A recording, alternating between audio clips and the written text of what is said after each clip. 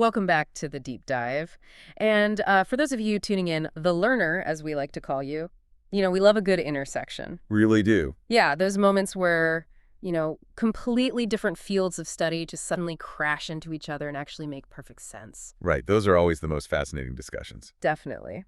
So today we are taking a really fascinating look at an article by a writer named Mark. It's from a publication called Knowledge is King. And the piece is titled Neurology, Psychology, and Islam, Mental Well-being and Spirituality. Which is quite a mouthful, but it's attempting to bridge this massive gap. We're basically exploring the intersection of modern clinical neuroscience, behavioral psychology, and the ancient spiritual framework of Islam. It's a huge topic. It is. And before we jump in, let's just lay out some basic definitions that the text provides, just so we're all on the same page. Sure. So neurology, that focuses on the nervous system, right? The physical brain, cognitive functions, the actual biological wiring. Exactly. And then psychology studies the mind, our emotions, and our behavior, how we actually act and feel. Right. But here is the thing. While those two scientific fields have obviously made massive strides, the source argues they often overlook something. Yeah, the missing piece. The missing piece. Right. The author argues that by looking at human beings purely through a clinical lens, we often miss a crucial element of the human experience, which is the spiritual component. And for millions of people, that spiritual component is the primary lens through which they view their entire world. I mean, you can't just separate that out in a lab. No, you really can't. For a long time, the clinical sciences and spirituality have operated in these very separate silos. We map the physical structures of the brain and analyze behavioral patterns, which is incredibly valuable. But Mark's piece jumps right into the friction there. So our mission today, for you listening, is to explore how the ancient spiritual practices of Islam intersect perfectly with modern neurological and psychological discoveries. Showing how the mind, body, and spirit are deeply interconnected. Exactly. So let's get into the first big concept from the text, which is essentially redefining mental well-being to include that spiritual dimension. Right, because the article points out a growing consensus in the medical community. It argues that individuals who maintain a robust sense of spirituality tend to experience better mental health outcomes. Because it provides purpose. Purpose, meaning, and a connectedness to a higher power. It actively reframes how an individual processes adversity. Let's talk about how that reframing actually works in practice, because the article dives into the Islamic perspective specifically. And there is a heavy emphasis there on balancing physical needs with spiritual needs. Right. The Quran's emphasis on balance. It's not an ascetic approach where you just, ignore the physical world entirely. No, it's an acknowledgement that your spiritual state actively modulates your mental state. Right. In the Islamic framework, individuals are encouraged to cultivate a foundational trust in the overarching plan of Allah, turning to that higher power for inner peace, especially during times of distress. And the tangible benefits of that are huge. Yeah. The text mentions that engaging in religious practices like prayer and reciting the Quran actively lowers stress and anxiety levels. From a psychological standpoint, adopting that overarching trust works to mitigate the physiological impact of stress. I found the shock absorber analogy really helpful here. Oh yeah, that's a great way to put it. Right, like when you were driving and you hit a pothole, the physical impact of the road is still there. You still feel the bump. The pothole doesn't disappear. Exactly. But if your car has a good shock absorber, it prevents that jolt from completely derailing the car or damaging the frame. Right. Having that overarching sense of trust acts as a psychological shock absorber for life's daily anxieties. That is a very apt way to visualize it. The immediate stressors, the financial troubles, relationship issues, health scares, those are the potholes. They're real. They are real, and they cause acute stress. Yeah. But the spiritual framework absorbs the worst of that jolt, preventing the acute stress from spiraling into chronic anxiety or depression. And the article supports this by pointing out that active engagement in these practices provides a literal, measurable buffer. Okay, so if the overarching spiritual mandate is to maintain this trust and practice these rituals, how does the article connect that spiritual mandate to actual biological changes? You mean the physical payoff in the brain? Yes, because here's where it gets really interesting. It does. There is a significant biological payoff, and this is where the article brings in the neurological component, neuroplasticity. Neuroplasticity, the brain's ability to rewire itself based on thoughts and experiences. Exactly.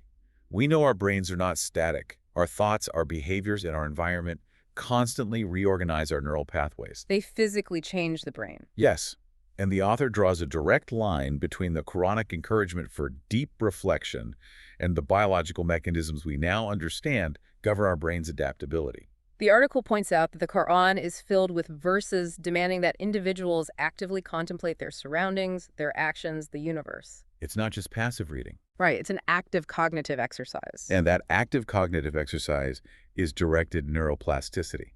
The article highlights this Islamic concept called tazkiyah al-nafs. Tazkiyah al-nafs, which means purifying or refining oneself. Right. It is a core spiritual goal. But look at the mechanics of how a person is supposed to achieve that purification. Okay. It requires deliberately identifying negative thought patterns, isolating them, and consciously replacing them through reflection and positive behavioral changes. Which, I mean, that sounds identical to modern cognitive behavioral therapy. Is the exact same underlying mechanism. You are catching the cognitive distortion and consciously challenging it. Yes, the spiritual goal of refining the self isn't just a metaphorical pursuit here.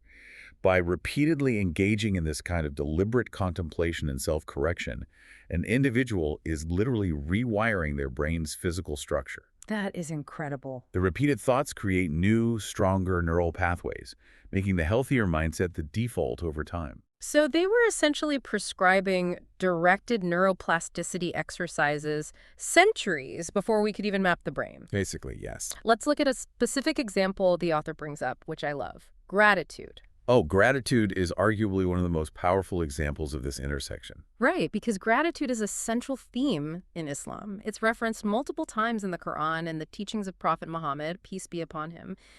Believers are told to practice it daily. Constantly. So how does that specific mandate play out chemically in the brain? Well, when we practice gratitude, we know clinically that it activates the brain's reward system.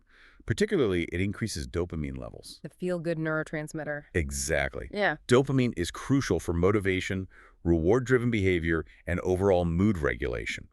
By weaving gratitude into the daily spiritual routine, the practice is essentially providing a systematic chemical roadmap to improved well-being. And it's not just a fleeting hit of dopamine like you'd get from checking a social media notification. No, not at all. This is a structured, repeated practice. Precisely.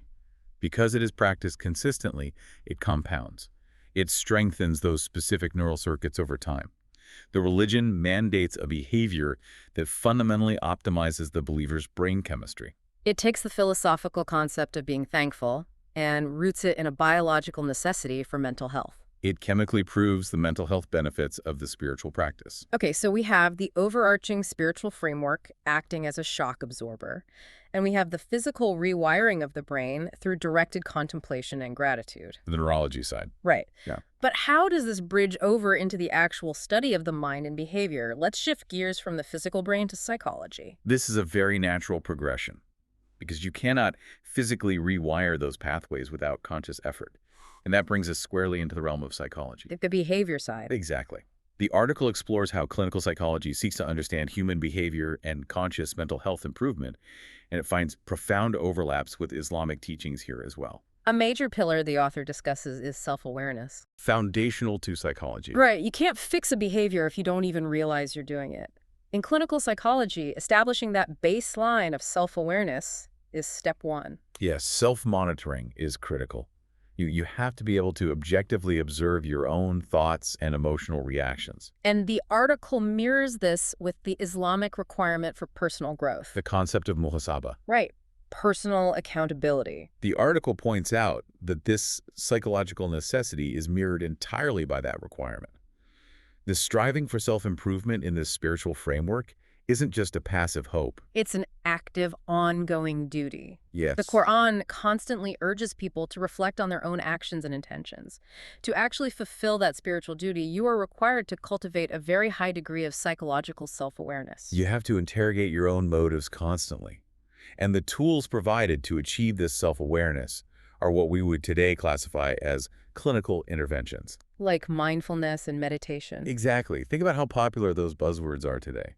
Oh, they are everywhere. Corporate retreats, phone apps, schools. Everyone is trying to get people to just sit still, reduce anxiety, and be present. Right. But Mark's article argues that these concepts aren't new discoveries.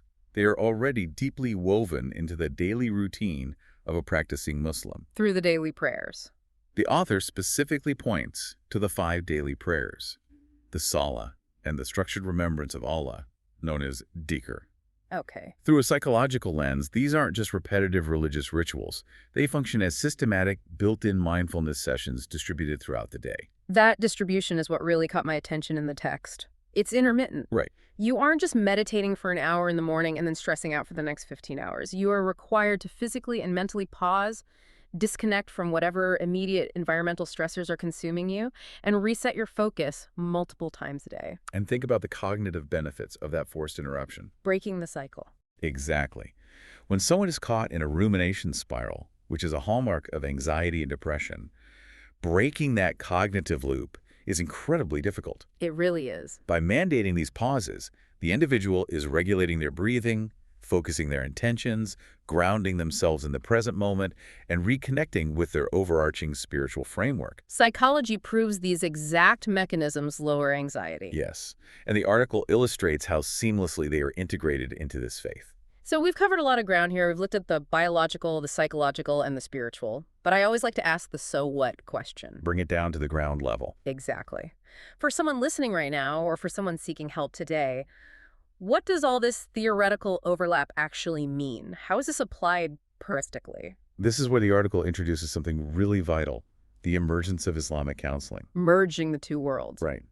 As the medical community becomes more aware of how deeply faith impacts mental health, there is a growing recognition that purely secular therapy might not be effective for everyone. It might even be alienating. Exactly. Islamic counseling merges established clinical principles of psychology with the spiritual teachings of Islam to offer a holistic approach. It seems like it comes down to cultural and spiritual relevance. It does. If you have a highly religious individual walking into a purely secular therapy room, and the therapist inadvertently dismisses or ignores their faith, that therapeutic relationship is going to fracture. That's a huge issue. The therapeutic alliance. The trust between the counselor and the individual is one of the biggest predictors of success in therapy. Right. If a person's primary meaning-making framework is their faith, ignoring that faith means you are missing their most powerful tool for resilience. You're tying one hand behind their back. Precisely. Islamic counseling, as the article describes it, doesn't reject modern science at all. It utilizes established clinical psychology, but speaks the individual's language. It respects their cultural and religious background. So a counselor might recognize that someone is dealing with severe anxiety and needs cognitive behavioral therapy, but instead of just handing them a standard CBT worksheet, they might frame the exercise through the lens of Tazkiyah al-Nafs. Yes, they are utilizing the exact same clinical tool, but embedding it within a spiritual context that the individual already deeply respects and understands. or utilizing the daily prayers as a structured exposure or mindfulness exercise, like we discussed earlier. Right. It creates a therapeutic environment that is clinically sound, but also culturally and spiritually safe. It allows the individual to leverage their deepest convictions as an active tool for healing, rather than leaving those convictions at the door. It really emphasizes treating the whole person. A holistic approach. We often try to compartmentalize ourselves. You know, this is my physical health, this is my mental health, this is my spiritual life.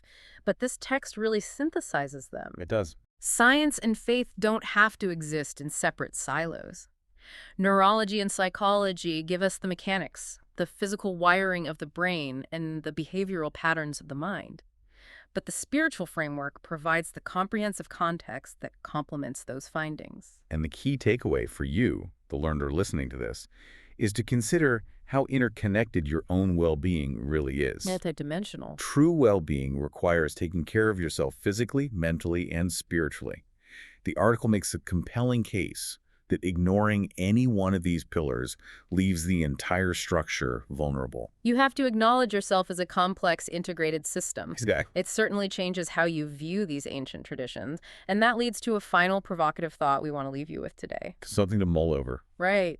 We talked about how the practice of gratitude actively rewires the brain with dopamine, and how the call for deep reflection utilizes neuroplasticity. The biology matching the theology. Essentially, the text highlights that an ancient spiritual tradition mapped out the exact behavioral protocols needed to optimize human brain chemistry centuries before we had the fMRI machines to prove it. Which is mind-blowing. It really is. It makes you wonder what other modern scientific or psychological breakthroughs are currently hiding in plain sight within ancient spiritual traditions, just waiting for modern science to catch up and validate them.